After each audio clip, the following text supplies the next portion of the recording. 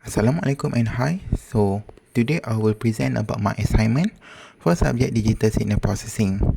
My name is Muhammad Hakimi bin Abdullah and I will start my presentation now. So first thing first, before we actually go into a solving part, I introduce you to our problem. So based on my listening experience, it seems that the correcting signal in the original audio resemble the kind of ambient noise that I do hear in the jungle or forest at night. I actually get the audio 7, which is in audio 7 is actually introduced to guitar music, but with the background sound of noise, it feels like you are actually playing guitar in the jungle at night. Next is our time domain and spectrogram for original audio. So as you can see on our time domain graph, we actually have a lot of wiggle, which is basically not smooth, and also a lot of fluctuation, which is actually suggests that the presence of noise in our signal. And as you can see on our spectrogram, there has a lot of yellow color present in that, which is also indicate that actually have a noise in our audio. Next is our frequency spectrum for original audio. So basically in our original spectrum, basically the unwanted noise typically appear as anomalous peak in frequency range where the guitar signal is not expected. So basically guitar sound usually falls under 18 to 1000 Hz depending on the noise and harmonic content, but for some reason this noise can be identified as frequency outside this range, or we can say as unusually high amplitude in a specific band. So now we actually go to our first problem, first solving, which is we use FIR filter design. So basically in our code, we actually use parameter filter order equal to 15, which is to determine the number of coefficient in our FIR filter.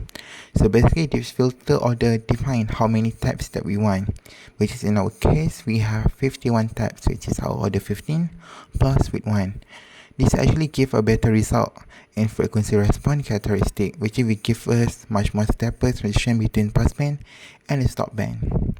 In terms of cut-off frequency, we actually just use a normalized cut-off frequency value, which is a value between 0 and 1, which is we actually use 0.2. So therefore, this actually allow the low pass filter to actually frequency below that 0.2 time with the nice quit frequency, which is half of the sampling rate, to pass through, while attenuating the frequency higher than the thresholds. So this is our result after the audio is actually been filtered by using FIR. So as you can see on our spectrum and also in terms of our spectrogram, they actually have presence of blue color, which it shows that all the noise are actually being reduced. Next is actually IIR, which is, as you can see on our code, we use 4 order, which is actually define the number of pole in the filter transfer function, which is basically same like FIR, which is give a result better in terms of transition between the passband and the stop band.